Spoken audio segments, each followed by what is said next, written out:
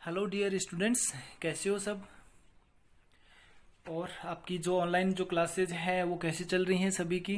ठीक है। इसमें आपको कोई भी डाउट वगैरह है, डाउट तो आ ही रहे होंगे, लेकिन आप डाउट जो है क्लियर नहीं कर रहे हैं। ठीक है। तो आपको जो भी डाउट जो आ रहे हैं वो आप जो अभी आपके क्लासेस जो यूट्यूब पे जो क्लास आ रही है आपके पास लिंक जो आ रहा है ना, उस पर आप कमेंट करके पूछ सकते हो, या फिर सर के जो पर्सनल नंबर है उन पे आप मैसेज करके पूछ सकते हो जो भी डाउट है आपको। ठीक है। तो आज अपन जो फंडामेंटल का एक यूनिट थी है ना, meeting need of perioperative nursing care. तो इस यूनिट में एक टॉपिक रह गया था है ना, जिसमें जो यूनिट कंप्लीट नहीं हुई थी, तो अपन जो यूनिट है वो अपन कंप्लीट करेंगे। ठीक है। तो इसमें जो भी आपको डाउट हो वो आप कमेंट बॉक्स में कमेंट करके, या फिर मेरे जो नंबर है उस पर आप मैसेज करके आप पूछ सकते हो। और इसमें आप अगर डाउट है तो पूछोगे तभी जो टॉपिक है वो क्लियर होगा, है ना। अदरवाइज जो टॉपिक है वो आपको ना तो समझ में आएगा ना क्लियर होगा, है ना। तो डाउट जो है उसके लिए आप पूछ सकते हो कभी भी किसी भी टाइम जो है वो आप मैसेज करके पूछ सकते हो। ठीक है। तो आज अपन इस यूनिट में काफी दिन हो गए हैं, है ना, तो अपन थोड़ा बहुत एक बार फिर से देख लेते हैं यूनिट, है ना। तो यूनिट नेम जो था है ना, meeting need of perioperative nursing care. ठीक है। तो उसमें यूनिट नेम और अपन देखते हैं इंट्रोडक्शन जो है इस, या कह सकते हैं कि जो पेरी ऑपरेटिव नर्सिंग केयर है क्या, है ना। पेरी ऑपरेटिव नर्सिंग क्या कह सकते हैं, जिसमें अपन जो एक जो प्रोफेशनल जो नर्स है, एक जो रजिस्टर्ड जो नर्स है, उनके द्वारा जो एक्टिविटी जो परफॉर्म होती है ना, कब होती है एक्टिविटी परफॉर्म, या तो अपन कह सकते हैं एक तो होता है प्री ऑपरेटिव फेज होता है, एक intra operative and post operative. मतलब जो एक प्री ऑपरेटिव और पोस्ट ऑपरेटिव, या कह सकते हैं कि इंट्रा ऑपरेटिव जो फेज है उसमें एक प्रोफेशनल जो नर्स या रजिस्टर्ड जो नर्स है उसके द्वारा जो भी एक्टिविटी जो परफॉर्म होती है उसको अपन क्या कहेंगे, पेरी ऑपरेटिव नर्सिंग केयर। ठीक है। या कह सकते हैं कि कोई भी एक पेशेंट है ना, पेशेंट की जैसे नॉर्मली सर्जरी होती है या ऑपरेशन जो होता है ना, तो उससे पहले अपन उसको प्रिपेयर करते हैं, है ना। पेशेंट जब सर्जरी करते हैं तो ये तो नहीं कि पेशेंट जैसे हॉस्पिटल में गया और उसको तुरंत ओटी टेबल पे ले गए और उसका ऑपरेट कर दिया और उसको तुरंत वापस घर पे भेज दिया, ऐसा तो पॉसिबल हो नहीं सकता। तो इसका एक अपन कह सकते हैं एक सिस्टम होता है ना। एक जो पेशेंट जो होता है उसका जब ऑपरेट करते हैं तो एक सिस्टम वाइज अपन क्या करते हैं, एक जो अपन जो रूल जो है उसको अपने को एक नर्स जो है उसको फॉलो करना पड़ता है ना। तो उसमें अपन क्या करते हैं कि पेरी ऑपरेटिव नर्सिंग केयर होती है, जिसमें एक नर्स का जो एक रोल होता है कि भी जो पेशेंट है उसको ऑपरेशन से पहले, है ना, बिफोर, है ना, एंड ऑपरेशन के दौरान एंड ऑपरेशन के बाद। ठीक है। या कोई भी जो पेशेंट है उसकी जब सर्जरी होती है ना, before surgery, during surgery and after surgery. ठीक है। उसकी जो भी केयर करते हैं अपन, या उसके रिगार्डिंग जो भी डिसीजन लेते हैं, है ना, उसकी जो इंटरवेंशन अपन जो कोई भी किसी भी टाइप की जो एक्टिविटी जो परफॉर्म करते हैं उसको अपन क्या कहेंगे, पेरी ऑपरेटिव नर्सिंग केयर। ठीक है। तो ये चीज वैसे हो चुकी थी आपके। ठीक है। आपके टॉपिक ये हो गया था। ठीक है। इसमें फेज आपने देखे थे, है ना, लास्ट क्लास में फेज जो है वो भी हो गए थे, phases of perioperative nursing care, है ना। 3 फेज आपको बताए थे, प्री ऑपरेटिव फेज है, इंट्रा ऑपरेटिव और पोस्ट ऑपरेटिव। तो इसमें शायद आपको प्री ऑपरेटिव फेज है वो भी हो गया था, और इंट्रा ऑपरेटिव फेज हो गया था, और पोस्ट ऑपरेटिव फेज शायद ये नहीं हुआ था। पोस्ट ऑपरेटिव फेज अपन करेंगे। तो आज अपन nursing management of post operative phase, है ना। तो एक बार अपन देख लेते हैं प्री ऑपरेटिव और जो इंट्रा ऑपरेटिव फेज है, ये अपन एक बार फिर से देख लेते हैं, ताकि जैसे अगर अपन जैसे थर्ड जो फेज है ये पढ़ेंगे तो इससे पहले कम से कम आपको इंट्रा ऑपरेटिव और प्री ऑपरेटिव जो फेज है इनके बारे में पता होना चाहिए। और आप भी जब ये नोट्स पोस्ट ऑपरेटिव जो फेज है इसके नोट्स जब आप लिखो या पढ़ने बैठो तो इससे पहले प्री ऑपरेटिव और जो इंट्रा ऑपरेटिव फेज है उसको अच्छे से पहले पढ़ो। ठीक है। उसके बाद जो थर्ड फेज है उसको पढ़ना है। ठीक है। तो पहले अपन बात करते हैं प्री ऑपरेटिव फेज, है ना। प्री ऑपरेटिव फेज कहते किसको है ना, मतलब प्री ऑपरेटिव जो फेज है इसका ड्यूरेशन कह सकते हैं, या पीरियड जो है वो कितना होता है, इसका जो टाइम है ना, कहां से कहां तक होता है। ठीक है। तो शायद आपको याद होगा, है ना, प्री ऑपरेटिव फेज को अपन ने बताया था कि कोई भी जैसे सर्जरी ऑपरेशन करना है ना, उसके लिए जब डिसीजन लेते हैं, है ना, जिस टाइम, है ना, जब अपने डिसीजन ले लिया, है ना, तो वहां से प्री ऑपरेटिव जो फेज है वो स्टार्ट हो जाता है। ठीक है। Begin when decision for surgery. ठीक है। और उसका एंड कब होता है है ना। मतलब जो प्री ऑपरेटिव जो फेज है ये एंड कब होगा, ठीक है। स्टार्ट कहाँ होगा, मतलब कोई भी सर्जरी है उसका आपने डिसीजन ले लिया कि हाँ इस पेशेंट की जो है ना 2 दिन बाद या मॉर्निंग या इवनिंग सर्जरी होनी है, ठीक है, या 2 डेज 3 डेज कितने दिन बाद, ठीक है। जो जब डिसीजन ले लिया वहीं से क्या कर सकते हैं अपन, प्री ऑपरेटिव जो फेज स्टार्ट हो जाता है, ठीक है। बट इसका एंड कब होगा, प्री ऑपरेटिव फेज जो अपन इसका अपन कह रहे हैं कि एक ड्यूरेशन होता है, एक टाइम पीरियड अपन कह सकते हैं, ठीक है। इसका एंड कब होगा, जब कोई भी या कह सकते हैं उसी क्लाइंट को जब अपन ओटी जो है, ओटी टेबल जो है या ऑपरेशन जो थिएटर रूम जो है उसमें उसको ट्रांसफर कर दे, है ना। जिस पेशेंट के लिए अपने डिसीजन लिया था, है ना, वहां से तो प्री ऑपरेटिव फेज जो है वो स्टार्ट होता है। और जब क्लाइंट को अपन क्या करते हैं, या जो पेशेंट जो है उसको ओटी में अपन ट्रांसफर कर देते हैं, है ना, वहां तक का जो टाइम या वहां तक का जो ड्यूरेशन जो है उसको अपन क्या कहेंगे, प्री ऑपरेटिव फेज, है ना। मतलब begin when decision for surgery to end this phase client transfer to OT table, ठीक है। अब इसमें अपन कह सकते हैं आपको कुछ और ऐसे नर्सिंग जो मैनेजमेंट जो अपने किया था, प्री ऑपरेटिव जो फेज है उसमें एक नर्स जो है वो किस तरह से जो पेशेंट है उसको प्रिपेयर करती है ना, फॉर सर्जरी, ठीक है। तो इसमें नॉर्मली जो एक नर्स को अपन कह सकते हैं, नॉर्मली नर्सिंग मैनेजमेंट अपन कह सकते हैं, ठीक है। नॉर्मली जो भी प्री ऑपरेटिव जो पेशेंट है उसकी कंप्लीट जो नर्सिंग जो असेसमेंट करने का काम वो किसका होगा, एक नर्स का, ठीक है। जिसमें अपन कह सकते हैं नॉर्मली जो collection of nursing history of patient की जो भी नर्सिंग हिस्ट्री है उसको कलेक्ट करने का काम, फिजिकल एग्जामिनेशन जो है ना, या कह सकते हैं साइकोलॉजिकल प्रिपेयर करना पेशेंट को, या साइकोलॉजिकल उसको सपोर्ट करना, ठीक है, या उसकी जो स्पिरिचुअल नीड है वो उसको प्रोवाइड करना पेशेंट की, ठीक है, या जो कंसेंट जो इन्फॉर्म जो फॉर्म है ना, कंसेंट इन्फॉर्म फॉर्म है ना, उसको फिल करवाना, ठीक है। इसके अलावा प्री ऑपरेटिव जो टीचिंग है पेशेंट को वो देना, ठीक है। उसमें स्मोकिंग वगैरह उसको हाइजीन कैसे मेंटेन रखनी है, स्मोकिंग या अल्कोहल वगैरह वो स्टॉप कर देना, ठीक है। इसके अलावा preparation of the patient on the evening before operation, मतलब ऑपरेशन से पहले अपन कह सकते हैं, पहले जो फर्स्ट जो नाइट है उसमें भी अपन पेशेंट को प्रिपेयर कैसे कर सकते हैं, है ना। ये चीजें सब आपको 1 बाय 1 जो पॉइंट है वो आपको मैंने क्लास में बताए हैं। अगर इसमें भी डाउट हो तो आप क्लियर कर सकते हो,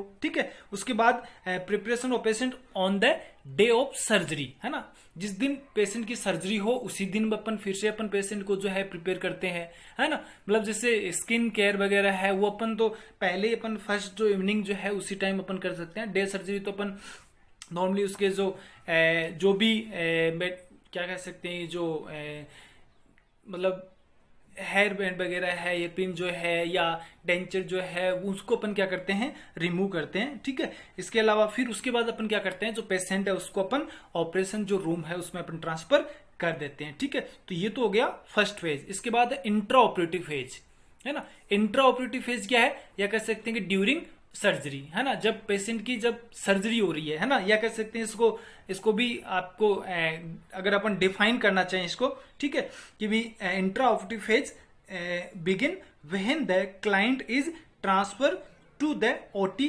table and when the client is admitted to the recovery room, या कह सकते हैं PACU, है ना, PACU मतलब पोस्ट एनेस्थीसिया केयर यूनिट, ठीक है।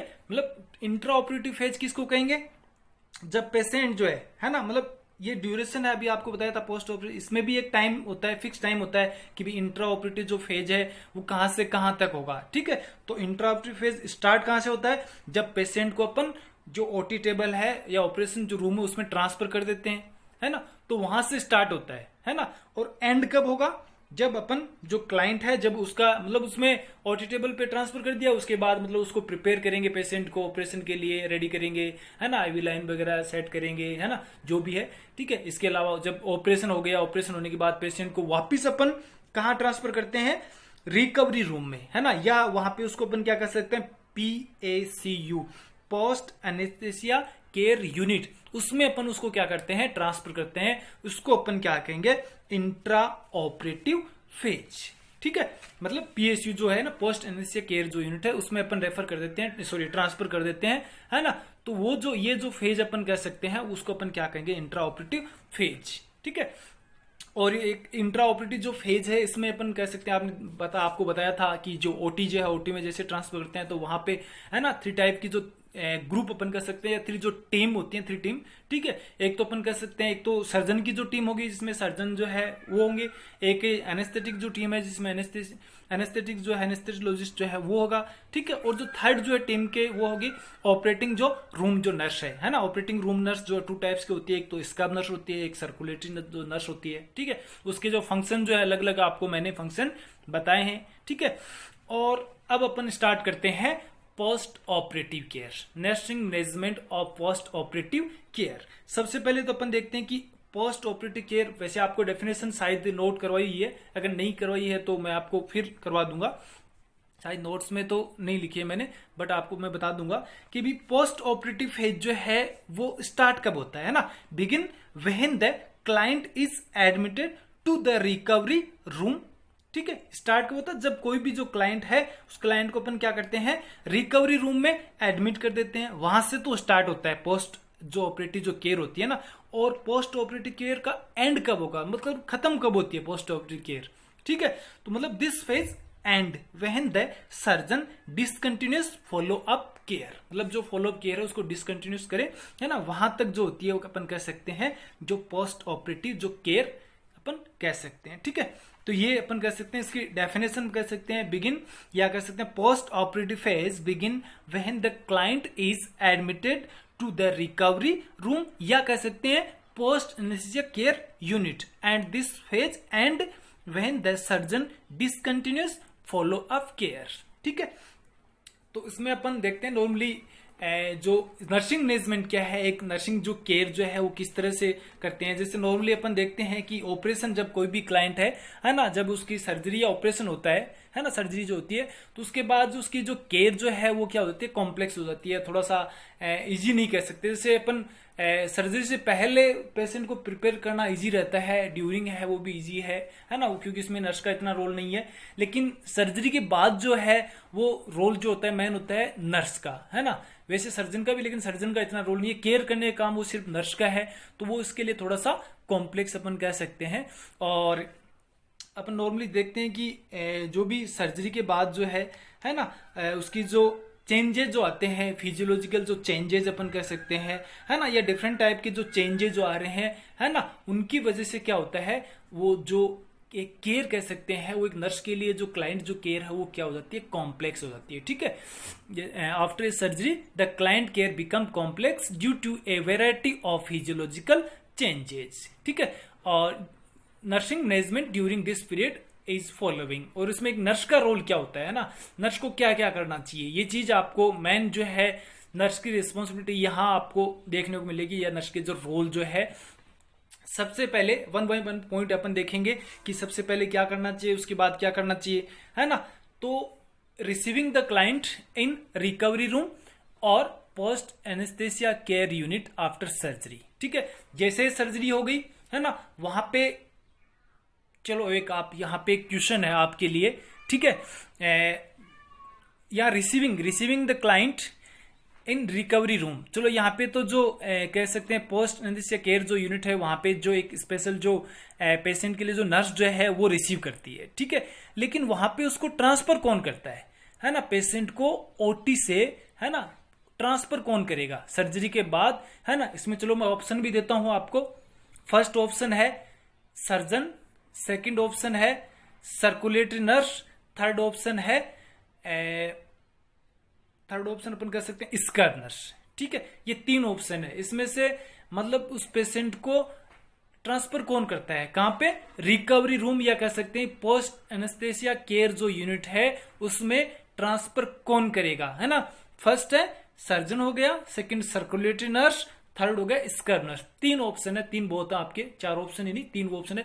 इन तीनों का आंसर आपको जो कमेंट बॉक्स है उसमें कमेंट में आंसर मेरे को आपको बताना है, ठीक है। या फिर आप मेरे नंबर पे आप इसका आंसर बता सकते हो मैसेज करके व्हाट्सएप से, ठीक है, या ग्रुप में मैं चैट ओपन कर दूंगा, ग्रुप में बता सकते हो अगर आप कहो तो, ठीक है। तो नेक्स्ट ये मतलब सबसे पहले अपन क्या करते हैं, पोस्ट या नर्स का रोल क्या होता है पोस्ट ऑपरेटिव जो फेज है उसमें, कि भी जो पेशेंट है उसको अपन क्या करते हैं रिसीव करते हैं, जिस पेशेंट की सर्जरी हुई है उसको अपन रिसीव करेंगे, है ना। और एक टाइम में अपने नॉर्मली अपन कर सकते हैं कि जो नर्स है ना, उसको खुद को भी अच्छे से, है ना, प्रिपेयर्ड होना पड़ेगा, क्योंकि उस टाइम जो पेशेंट की जो कंडीशन जो है वो थोड़ी सी कह सकते हैं कि इतनी कॉम्प्लेक्स जो होती है, या कॉम्प्लिकेशन के चांसेस रहते हैं, है ना, या कह सकते हैं कि रिकवरी अपने को करनी है ना। तो इसके लिए अपने को नर्स को खुद को भी अच्छे से प्रिपेयर्ड होना है, ठीक है। और अपन कह सकते हैं कि जो ऑपरेटिव जो फेज है इसका मेन एम क्या है, या पोस्ट ऑपरेटिव जो केयर अपन क्यों करते हैं, है ना। रिकवरी द पेशेंट कंडीशन, मतलब जो पेशेंट की जो कंडीशन है ना, उसको रिकवर करना, ठीक है। तो उसके बाद अपन क्या करते हैं, जैसे ही जो पेशेंट जो है अपन जो रिकवरी रूम में उसको अपन रिसीव करते हैं, है ना, उसको अपन नॉर्मली जैसे ही रिसीव किया उसके बाद जो पेशेंट जो है ना, इमिडिएटली कुछ असेसमेंट करते हैं अपन, ठीक है। एक नर्स का रोल है कि भी जैसे ही असेस किया रिसीव किया, एक तो सबसे पहले तो आपको बता दूं, इसमें आपको जैसे मैंने यहाँ पे नोट किया है ब्लड प्रेशर असेस करते हैं, oxygen saturation, airway, breathing, circulation, temperature, pulse, respiration, breath sound and drainage on dressing, मतलब ये चीजें अपन असेस करते हैं तुरंत। लेकिन सबसे पहले आपने को क्या करना है, ABC, airway, breathing and circulation, ये चीजें आपको असेस करनी है ना। जैसे रिसीव कर रहे हैं, है ना, सबसे पहले चलो आप टेम्परेचर जो है, पल्स है, वो आप बाद में चेक कर सकते हो, बट वो भी तुरंत। लेकिन फर्स्ट जो प्रायोरिटी है वो आपको किसको देनी है, ABC को, है ना। सबसे पहले तो आपको क्या करना है, एयरवे जो है उसको मेंटेन करना है, ठीक है। इसके बाद मतलब असेस करना है ये चीजें, ब्रीथिंग जो है, सर्कुलेशन है, टेम्परेचर है, ये सब क्या करना है अपने को असेस करना है ना। और रेस्पिरेशन जो है, ब्रीथ साउंड है, ड्रेनेज ऑन ड्रेसिंग जो है, ठीक है। तो सबसे पहले अपन क्या करेंगे, मेंटेन पेशेंट एयरवे, मतलब जो पेशेंट का जो एयरवे है वो अपन कैसे मेंटेन करेंगे, है ना, मतलब किसके थ्रू अपन जो है पेशेंट का जो एयरवे है वो अपन मेंटेन कर सकते हैं। एक तो अपन नॉर्मली इसमें पेशेंट को जो पोजीशन जो है ना, जैसे नॉर्मली चिन लिफ्ट और जा थ्रस्ट जो अपन कर सकते हैं, पेशेंट का जो चिन जो है उसको लिफ्ट कर सकते हैं, और जा जो है ना उसको थोड़ा सा ऊपर की तरफ करके, मतलब थोड़ा सा उसको स्ट्रेट कर सकते हैं। एयरवे जो है उसको अपन बिल्कुल स्ट्रेट कर सकते हैं, या फिर जो एटी ट्यूब है उसकी हेल्प से भी अपन क्या कर सकते हैं, एयरवे को क्लीन कर सकते हैं, ठीक है। इसके अलावा मैकेनिकल जो वेंटिलेशन है वो तो है ही, मैकेनिकल वेंटिलेशन है उस पर भी अपन पेशेंट को रख सकते हैं, ताकि अपन किससे प्रिवेंट कर सकते हैं, एयरवे जो ऑब्स्ट्रक्शन हो, या ब्रीथिंग या रेस्पिरेटरी या ब्रीथिंग में डिफिकल्टी हो रही हो, है ना, तो उसके लिए अपन क्या कर सकते हैं, एटी ट्यूब से अपन एयरवे जो ऑब्स्ट्रक्शन है उसको अपन प्रिवेंट कर सकते हैं, ठीक है। या ब्रीथिंग जो डिफिकल्टी हो रही है ना, उसके लिए अपन, ठीक है। या नॉर्मली अपन रेस्पिरेशन के लिए अपन क्या कर सकते हैं कि पेशेंट को साइडलाइन पोजीशन भी अपन दे सकते हैं, अगर इंडिकेशन है, कॉन्ट्राइंडिकेट ना हो तो अपन उसको साइडलाइन पोजीशन भी दे सकते हैं, ताकि उसको ब्रीथिंग में डिफिकल्टी नहीं होगी, ठीक है। तो मेंटेन पेशेंट एयरवे, ठीक है, पेशेंट का एयरवे जो है वो मेंटेन करना है, ताकि उसको ब्रीथिंग में डिफिकल्टी ना हो, ठीक है। और इसमें नॉर्मली अपन ईटी ट्यूब है उसकी भी हेल्प ले सकते हैं, ईटी ट्यूब से भी कर सकते हैं, ठीक है। नेक्स्ट है इसमें maintain temperature of the client by the provide blanket, patient का जो बॉडी टेम्परेचर है वो भी अपन मेंटेन कर सकते हैं। जैसे नॉर्मली अपने देखा है कि और सर्जरी के बाद क्या होता है कि बॉडी का जो टेम्परेचर है वो थोड़ा सा हाई होता है ना, हाइपरथर्मिया कंडीशन हो जाती है। तो उस कंडीशन में अपन क्या कर सकते हैं, टेम्परेचर को कम करने के लिए अपन जो है ब्लैंकेट जो प्रोवाइड कर सकते हैं, ठीक है। इसके अलावा एसेस न्यूरोलॉजिकल फंक्शंस, जो न्यूरोलॉजिकल फंक्शन है उनको भी एसेस करना है ना, जैसे लेवल ऑफ कॉन्शियसनेस है, रिफ्लेक्सेशन जो है, सेंसेशन है, या मसल्स जो स्ट्रेंथ जो है ना, वो भी अपने को क्या करना है, असेस करना है ना। लेवल ऑफ कॉन्शियसनेस जो है ना, नॉर्मली जैसे ग्लासको कोमा जो स्केल है उससे अपन क्या कर सकते हैं, लेवल ऑफ कॉन्शियसनेस जो है वो अपन असेस कर सकते हैं, रिफ्लेक्शन जो है वो अपन असेस कर सकते हैं, ठीक है। इसके अलावा स्किन जो है, assess the skin condition of the client, मतलब जो क्लाइंट जो है उसकी जो स्किन कंडीशन है वो भी अपन क्या करेंगे, असेस कर सकते हैं, ठीक है। इसके बाद अपन नॉर्मली देखते हैं कि observe the amount, colour, audio and consistency of drainage on dressing, मतलब जो जहाँ पे जो इंसिजन है, जहाँ पे सर्जरी हुई है वहां पे जो इंसिजन है, उसके बाद जो ड्रेसिंग जो है ना, तो उस ड्रेसिंग को भी अपन ऑब्जर्व करेंगे। एक नर्स का रोल है कि ड्रेसिंग को भी ऑब्जर्व करें, ठीक है। लेकिन इमीडिएट अपने को क्या करना है, जैसे इसमें आप डिवाइड भी कर सकते हो, पोस्ट ऑपरेटिव जो फेज है उसको डिवाइड भी कर सकते हो। एक तो अपन इमीडिएट फेज कर सकते हैं, एक अपन लेटर फेज कर सकते हैं। इमीडिएट मतलब तुरंत अपने को क्या करना है ना, तुरंत अपने को एबीसी मेंटेन करना है, एयरवे, ब्रीथिंग एंड सर्कुलेशन, ठीक है। उसके बाद अपन ये कर सकते हैं, ठीक है। तो उसमें जो ड्रेनेज जो है, ड्रेनेज मतलब जो ड्रेसिंग है ना, उसमें से ड्रेनेज मतलब क्या, ड्रेनेज बाहर रिमूव क्या हो रहा है ना, उसमें से मतलब ब्लीडिंग हो रही है या नहीं हो रही है। ब्लीडिंग अगर हो रही है ना, तो उसका कलर क्या है, ऑर्डर है नहीं है, उसकी कंसिस्टेंसी क्या है, वो चीज अपने को क्या करनी है, ऑब्जर्व करनी है, ठीक है।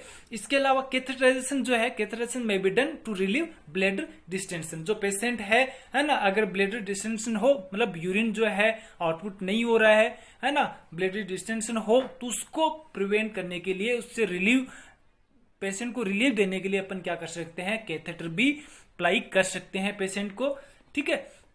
नेक्स्ट है maintain fluid and electrolyte balance, मतलब जो पेशेंट जो है उसका जो फ्लूइड एंड इलेक्ट्रोलाइट जो बैलेंस है वो भी अपन मेंटेन करेंगे। मतलब जो आईवी फ्लूइड जो है ना, नॉर्मली आईवी फ्लूइड के थ्रू अपन क्या कर सकते हैं, जो आउटपुट जो है यूरिन जो यूरिनरी जो आउटपुट है या जो फ्लूइड इनपुट जो है ना, फ्लूइड आईवी फ्लूइड, उसके थ्रू अपन क्या कर सकते हैं, जो फ्लूइड एंड इलेक्ट्रोलाइट जो बैलेंस है उसको मेंटेन रख सकते हैं। इसके अलावा अपन नॉर्मली आईवी जो फ्लूइड ये बता दिया, ठीक है। इसके हो गया promote comfort and safety of the client, ये चीज भी आपको ध्यान में रखनी चाहिए। जैसे नॉर्मली पेशेंट जो है ना, सर्जरी के बाद अपन नॉर्मली जैसे अपन ने जो अनकॉन्शियस जो लेवल ऑफ अनकॉन्शियस जो असेस किया आपने, या न्यूरोलॉजिकल जो फंक्शन है वो अपन असेस किए है, ठीक है। जैसे नॉर्मली एनेस्थीसिया अपन देते हैं, तो उसके बाद जो पेशेंट जो है अनकॉन्शियस अपन कह सकते हैं, ठीक है। तो उसके बाद वो धीरे धीरे कॉन्शियस लेवल में आता है, ठीक है, धीरे धीरे।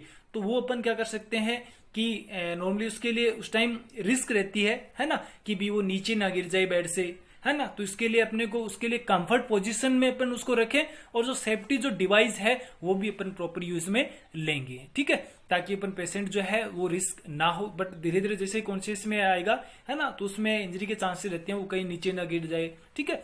उसके बाद जो पेशेंट है अपने जैसे असेस किया कि भी जो पेशेंट है उसको पेन होता है, जैसे धीरे धीरे रिकवरी होती है, एनेस्थीसिया जो है उसका इफेक्ट जो है धीरे धीरे कम होगा, तो उसको पेशेंट को है वो पेन होगा, ठीक है। तो ये चीजें अपन पहले ही बता देंगे पेशेंट को कि आपको पेन होगा, ये होगा, ये होगा, है ना, ताकि पेशेंट थोड़ा सा मतलब अनकंफर्ट फील ना करे।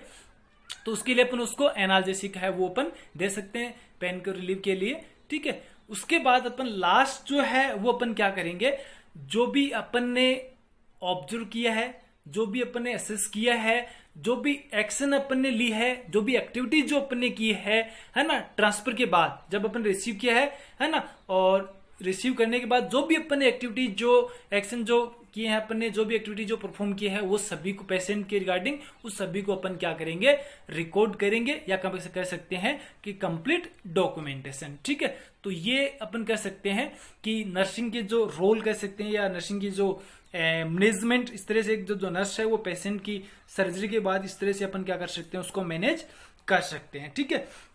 इसके अलावा नॉर्मली अपन और भी देख सकते हैं, नॉर्मली जैसे आपको बताया कि जैसे स्टार्टिंग में अपन देख रहे थे कि भी जो एयरवे है, एबीसी अपन जैसे एयरवे है उसको अपन मेंटेन करते हैं, ठीक है। इसके अलावा हो सकता है पेशेंट जो है या उसमें ऑक्सीजन जो है उसकी डेफिशिएंसी भी हो सकती है, ठीक है। मतलब जो ब्लड में जो ऑक्सीजन अपन कह सकते हैं उसकी भी कमी हो सकती है, तो उसके लिए अपन कह सकते हैं जो ऑक्सीजन सप्लाई भी कर सकते हैं नॉर्मली, है ना, आर्टिफिशियल जो या कैसे सप्लीमेंट्री जो ऑक्सीजन सप्लाई जो है वो भी अपन कर सकते हैं, ठीक है। और इसके अलावा नॉर्मली जो स्किन इंटीग्रिटी है उसके लिए स्किन प्रिपरेशन जो है वो अपन रखेंगे, है ना। और इसके अलावा जो सर्जिकल जो वुंड है उसको भी अपन टाइम टू टाइम असेस करते रहेंगे, या फिर कह सकते हैं कि जो वाइटल साइन जो अपन असेस कर रहे हैं वो भी अपन नॉर्मली 20 मिनट के जो ड्यूरेशन जो है उससे अपन जो असेस करते रहेंगे, है ना। और इसके अलावा तो अपन कह सकते हैं कि नॉर्मली जो भी पेशेंट की जो पोजीशन है वो भी अपन कंफर्ट जो पोजीशन है वो अपन रखेंगे, ठीक है। और इसके अलावा अपन नॉर्मली एक चीज ऊपर देखते हैं अपन कि नॉर्मली कोई भी जैसे सर्कुलेटरी जो सर्कुलेशन जो है ना, उसको भी अपने को मेंटेन करना है ना। तो देखा कि सबसे पहले अपन एयरवे है, सर्कुलेशन जो है मेंटेन कर रहे हैं, है ना। तो उसके लिए अपन पेशेंट की जो पोजीशन है वो भी एक डिपेंड करती है सर्कुलेशन के लिए, है ना। इसके अलावा अपन आईवी फ्लूइड दे सकते हैं सर्कुलेशन के लिए, ठीक है। और अगर ब्लड की डिफिशियंसी हो तो अपन ब्लड जो है वो भी अपन रिप्लेस कर सकते हैं, ठीक है। उसके अलावा जो बीपी जो है वो अपने को मॉनिटर करनी है सर्कुलेशन को मेंटेन करने के लिए। इसके अलावा अपन नॉर्मली पेशेंट को अपन क्या रखते हैं, फ्लैट रखते हैं, है ना। पेशेंट को फ्लैट रखेंगे ताकि सर्कुलेशन जो है उसको अपन मेंटेन कर सकें। या इसके अलावा नॉर्मली जो एक कंडीशन और भी अपन कर सकते हैं, पेशेंट जो है वो शॉक कंडीशन के चांसेस रहते हैं, शॉक, है ना। तो उसको प्रिवेंट करने के लिए अपन क्या कर सकते हैं, नॉर्मली पेशेंट की जो है वो पोजीशन जो है वो स्लोली अपन पोजीशन चेंज कर सकते हैं। अगर इंडिकेशन हो तो, परमिशन हो तो, सर्जन की परमिशन हो तो अपन क्या कर सकते हैं, उसकी स्लोली पोजीशन जो है वो अपन चेंज कर सकते हैं थोड़ा बहुत, है ना। इसके अलावा उसके जो लेग जो है वो अपन राइज कर देंगे, है ना, तो ऊपर की तरफ कर देंगे, थोड़े से ऊपर कर देंगे, है ना। उसकी जो है ना लेग साइड जो है उसको थोड़ा सा ऊपर कर देंगे, लेकिन ध्यान रखना ये नहीं कि आप हेड साइड उसको भी ऊपर कर रहे हैं, नहीं, उसको मत करना, है ना। लेग साइड जो उसको आप ऊपर कर सकते हो, ठीक है। तो ये हो गया नर्सिंग मैनेजमेंट। इसके बाद अपन देखते हैं कि भी जैसे पेशेंट जो है वो अभी तक कहाँ है ना, रिकवरी रूम या कह सकते हैं कि पोस्ट एनेस्थेसिया केयर यूनिट में अभी तक वो पेशेंट है और उसमें नर्स ने जो है वो एक्टिविटी जो परफॉर्म की है। इसके बाद अपन क्या कर सकते हैं, patient ready to be discharge from PSU to the general ward. मतलब ऐसी पेशेंट की कौन सी कंडीशन होगी या पेशेंट को अपन कब जो है मतलब जनरल वार्ड में अपन डिस्चार्ज कर सकते हैं, है ना। पीएसयू जो है पोस्ट एनेस्थेसिया केयर यूनिट या जो रिकवरी जो रूम है वहां से अपन जो अदर जो वार्ड है जनरल वार्ड या कहीं पर भी, है ना, वहां पे अपन जब उसको ट्रांसफर करते हैं या वहां से डिस्चार्ज करते हैं घर के लिए या जनरल वार्ड के लिए कहीं पर भी, है ना। तो उस टाइम जो है मतलब घर के लिए तो नहीं कह सकते बट जनरल वार्ड जो है, ठीक है, सॉरी। तो उस टाइम मतलब पेशेंट की कौन सी कंडीशन होनी चाहिए, है ना, पेशेंट की जो कंडीशन है वो कैसी होनी चाहिए ताकि अपन उस पेशेंट को अपन जनरल वार्ड में डिस्चार्ज कर सकते हैं या कर सकते हैं पीओसी से अपन क्या कर सकते हैं उसको डिस्चार्ज कर सकते हैं, ठीक है।